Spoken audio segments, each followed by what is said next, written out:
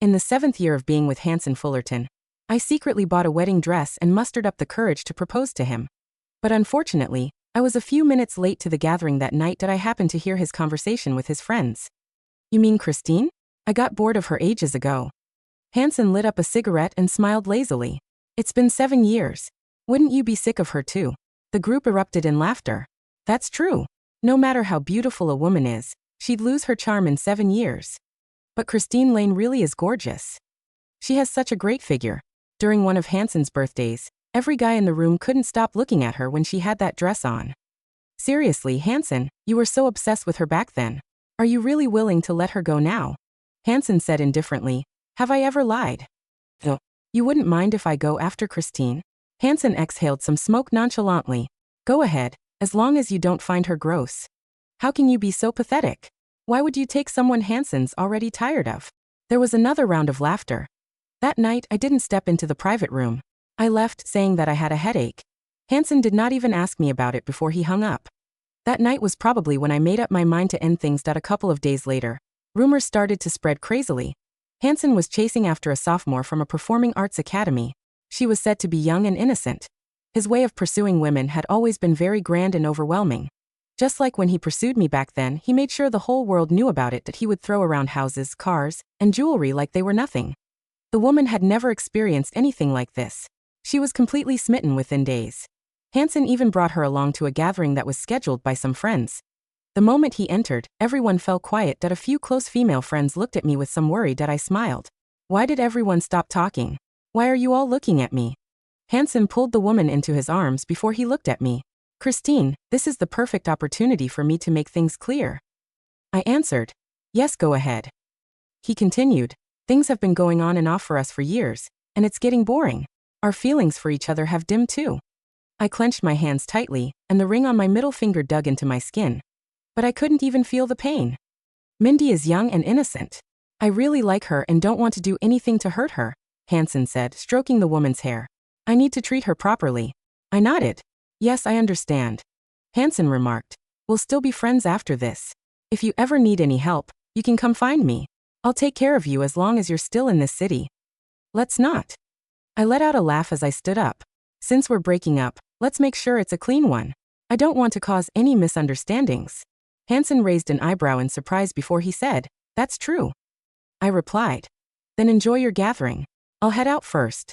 You want the driver to send you home? Hansen offered. There's no need, I'll take a cab. I said that I walked out of the room. And when I closed the door, I heard someone ask a question. So, how long do you think Christine will last this time? 2 days. She seems really angry this time. I'll bet on a week. Hansen glanced at the door, which hadn't fully closed yet, and let out a cold smile. She'll come crying back in less than 3 days. It's been the same all these years. It's honestly getting tiring to watch. That's true. There's no way Christine would leave you. Everyone knows how madly in love with you she is. I let out a self-deprecating laugh and tightened my grip on my purse as I walked to the elevator. Back at my apartment, I went to the corner of the closet and took out the wedding dress that I had waited 6 months for it. But unfortunately, I would never get the chance to wear it. The wedding dress was custom-made, so there was no way I could refund it. I simply grabbed a pair of scissors and cut it up. After all, it would just be an eyesore for Hansen if I left it there. Before I left, I took off my ring and put it on the coffee table. I didn't take much with me. Other than my personal belongings, I left everything else behind. After a moment of thought, I left Hansen a note that it said that he could deal with the house and everything in it as he pleased. There was no need to ask me. I booked an early morning flight to Harbor City. My best friend had gotten married there earlier in the year.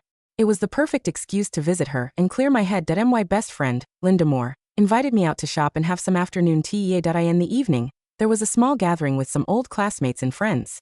After a few rounds of drinks, someone opened the door and entered. A few of our old female classmates lit up immediately. Landon Shore? What a rare guest. Yeah, big shot. What brings you here tonight? Landon replied. I had a meeting next door. I heard about the gathering here, so I thought I'd drop by. As Landon spoke, his gaze lingered somewhere for a moment before slowly moving away. Linda pinched me discreetly. Christine, he's here for you, isn't he? I looked at Landon in my drunken haze. He was slightly taller than Hansen and was dressed in a black coat over a matching business suit.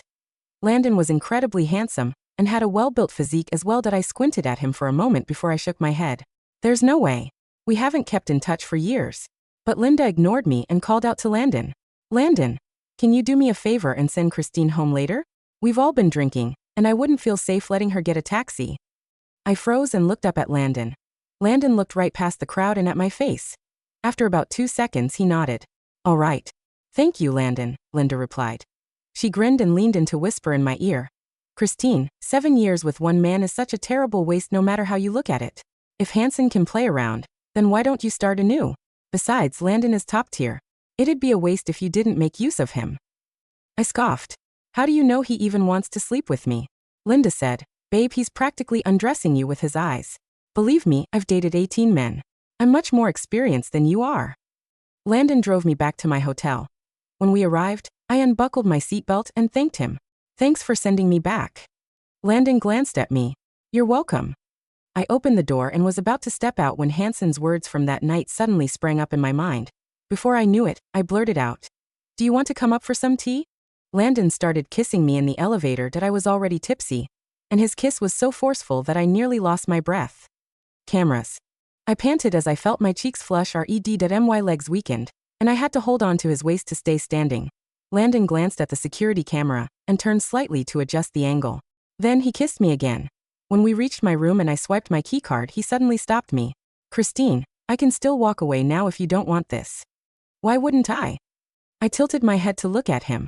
Then I pulled him closer with his tie. You've already kissed me senseless. How could you talk about walking away?